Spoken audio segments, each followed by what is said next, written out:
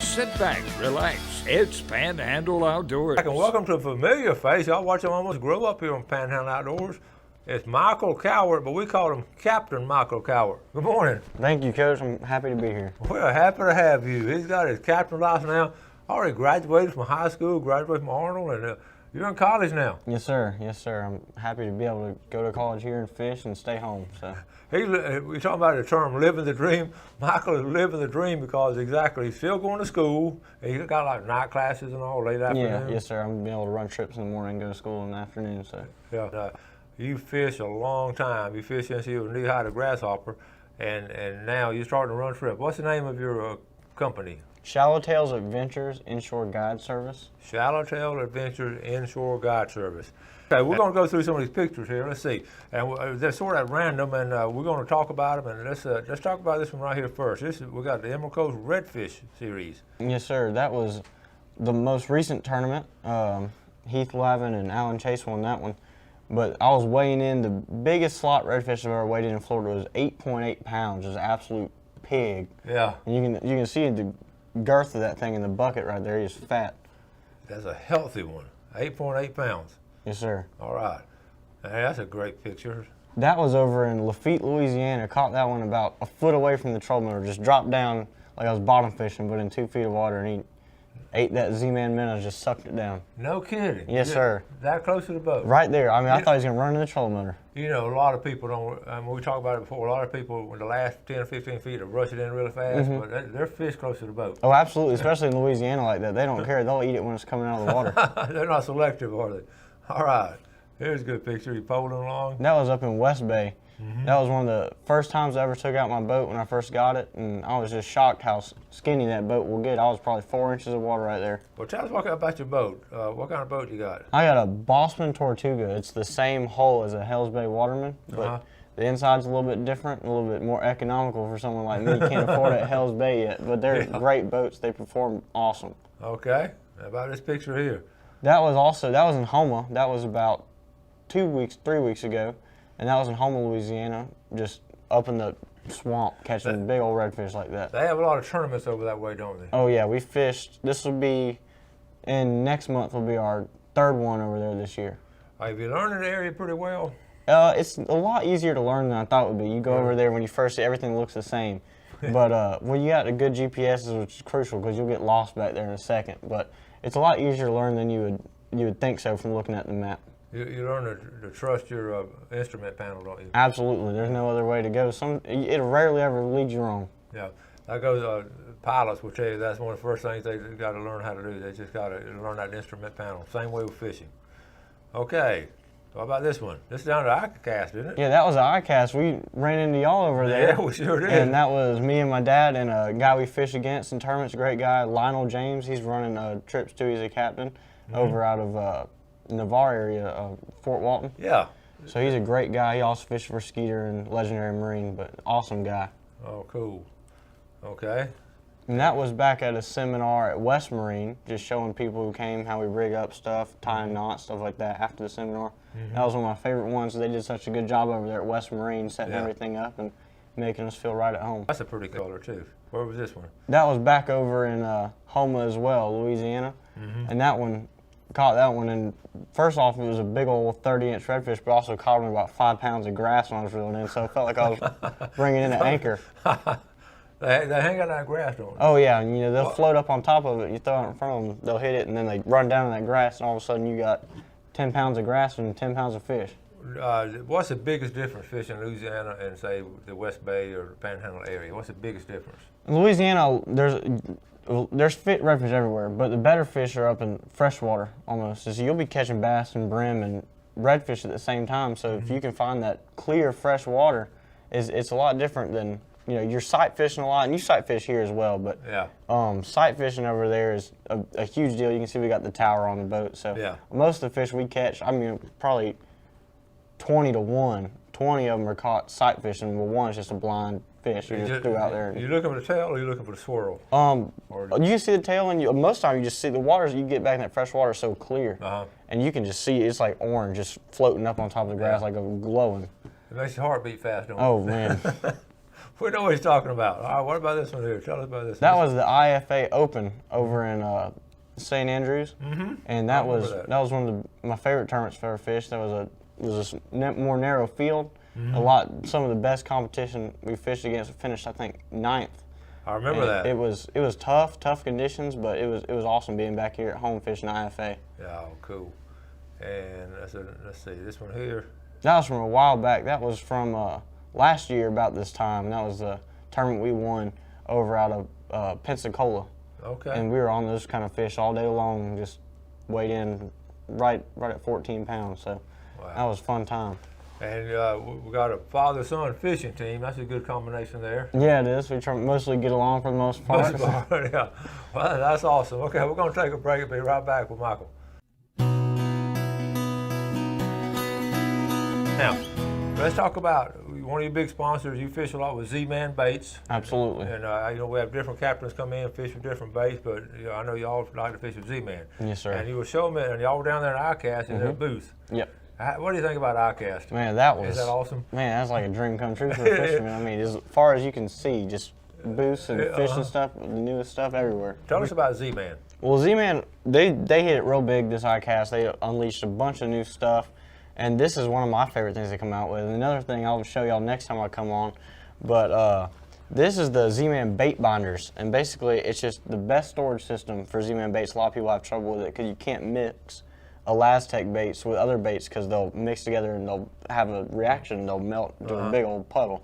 So they come out with this bait. It's just basically a zip bag, and you open it up, and there's rings on the inside like a binder. And ZMan has these little holes in their packet, so you can just flip through the colors you want, open it up, get out the color you want, zip it back, and you're all good. You don't have to worry about opening up different bags or searching for different bags. You can have all your minnows in one bag and all your paddlers in one bag, and it makes it easy. What a neat marketing idea. Well, that's what people have been doing that. So open it back up, and you got different styles in each bag. So yeah, just different colors in each bag. These are all the ZMan minnows. These are my favorite baits to use.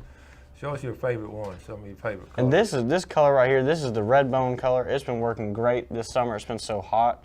And basically, let's see if it'll go with Jeff, zip it fit right there. So basically, okay, it's just go ahead and show us how you rig it up and all. It's a little paddle tail, and they work so well. And you just basically rig it like you would do any paddle tail, but the way this Elastec works, the material they use, it just makes it work so hard and paddle so hard, and you can't do that with any other bait. And that same stretchiness is what allows it to just work so hard, and they throw pretty good too because they're dense. Okay, look at that. And you like that red head? Yeah, I mean, I'll use any head. I like the way the red looks with that red bone with the red flake in there. Yeah. But I mean, they work with any head. You put a little Procure on there, and you can't keep fish off of them. What ounce is that? A quarter, 1/8 ounce? That's a quarter ounce. Quarter ounce. Okay, quarter ounce. Okay. Okay. Show us a couple more colors you have in there. Another color that's been working really good is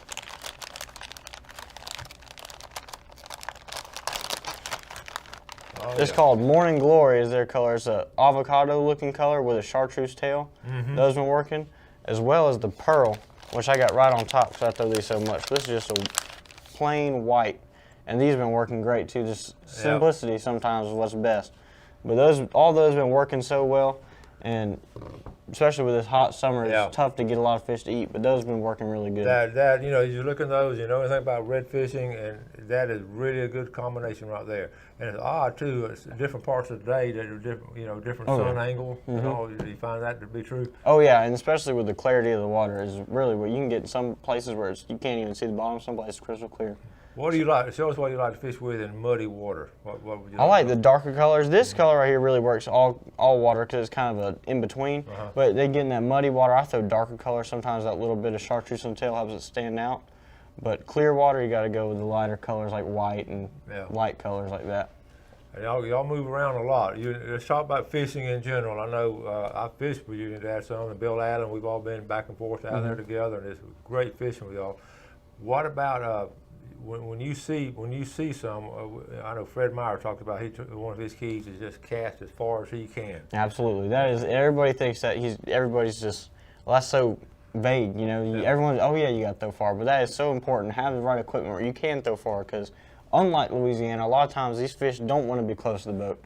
So you got to get out before they're scared. You know, even if they don't run away, they can still feel you if you're close. So you want to be able to throw it out there before they even know you're there. Do you find that the early morning or late afternoon, what's your favorite time of day to fish? When it's this hot like it has been, it's almost, you might as well not be out there during the heat of the day because it is so hot and the fish are hot. They go get in the shade, they move off to deeper water. But whenever, you know, when it's this hot, morning, afternoon is a lot better when it's cooling off and it's not nearly as hot. What about the when you're fishing now? Do you fish it slow or fast, or how do you tell us about your fishing technique? Whenever you see a fish, like you can see one pushing or you can see fish, or you got a feeling that one's up there, you want to fish it slow, keep it in the strike zone as long as you can. Whenever you're covering water, trying to search for fish, you can fish a little bit faster because you don't even know where they are, you're just trying to find them. But whenever you know there's some right there, you want to fish it slow, keep it in front of them as long as you can. See, that's two different scenarios. That is so important, Michael. I'm glad you talked about that because, like I say, if you know they're there, you're going to approach it a lot more differently if you're trying to find them. And that's category A, category B, and a lot of times we don't clarify that. But once you know that there, what's your number one thing you got to do? Yes, keep quiet. Don't be banging around the boat. You know, you want to set up a drift, not even necessarily have the trolling motor on. You just want to set up a drift and get up close to them. A lot of times wait for them to come to you. You know, you rush up there to them, you see fish, and there's fish up there, and you race up there, you're scaring them away. Yeah, and you know when it's spooked, when they take off like that. Oh, yeah, and you'll know it, too, yeah. and your heart breaks. Oh, I know. It is a sad feeling. All right, well, let's close out this as far as the technique and all. Talk about your tackle, your line, your leader, and that. What about what size line and what kind? I like to throw 10-pound braid. I'll even break out 8-pound braid. Sometimes there's fish that just don't want to let us get close enough. That 8-pound braid, you can throw it far enough. Everybody's still throwing 20-pound braid. Some people are still throwing mono, and you got to get past that because you'll be shocked how far you can throw this lighter braid, and it's still plenty strong. And what about your leader? I'll throw 15 to 20-pound fluorocarbon, about 18 to 24 inches long. Okay. And I started tying this FG knot, and it's an awesome knot. If you definitely look into it for tying What's braid. it called now? FG. Okay, we're gonna look that one up. So it's an awesome knot for tying. It holds real good. Oh man, it's the strongest knot there is. Okay. All right. We're gonna take our final break and come back and talk about Michael's guide service. Let's talk about the name of your fishing guide service. ShallowTails Adventure Inshore Guide Service. And, okay. We got up here on the screen, and we're just going to run through a couple of pictures and some inshore guide service. Okay, just we're going to scroll through it. You can find it online there. It also has a Facebook page. Okay, specializes in redfish. And we haven't talked much about trout. You catch a lot of trout. Yeah, trout's actually been pretty good. It was slow the last few weeks, but the last few times we went out or been running trips, we've been doing pretty good on the trout. Okay, and flounder and tarpon. How about the tarpon fish? You been catching some tarpon? Man, we've been doing pretty decent this summer. I haven't really targeted tarpon as much as I'd like to before. Been focusing on tournament redfish and stuff like that. The guide has allowed me to get out there and really chase tarpon. Man, that's the most fun. I mean, even if you don't even get one to bite, just seeing these massive fish swim by right next to the boat is just awesome. That's so true. Michael and I were talking about before the show, and he said something almost music to my ears. He's talking about he's just getting started in the guide service, and he really wanted to work and have a lot of clients who are local. And I just love when he said that. I mean, it wasn't promptly he said that and all, because there's so many different captains and all that they just really want to concentrate on people out of town. That's their business, and that's fine. It works fine and all, but a lot of times those locals are sort of left out in the cold. So tell us about that. Man, that's some of my favorite trips, is getting people to come out and go fishing, and they're just trying to learn what's in their backyard. They have no idea the great fishing that's in their neighborhood. So getting them to go out there, a lot of times people just want to go out and learn how to do it. They just bought a boat, or they don't even know inshore fishing is really a thing. They've been snapper fishing their whole life, so they want to go in and learn about it. And I just love being able to teach people, you know, what's really here. They don't even, a lot of times they have no idea. That is so true, and a lot of times you go out, and a lot of times I know a lot of folks have friends come in from out of town, so, you know, come stay with you for the weekend, for Labor Day weekend or something. They want to go fishing. Well, your boat's not working or something, but they can always go with you. Oh, I'm always ready to roll.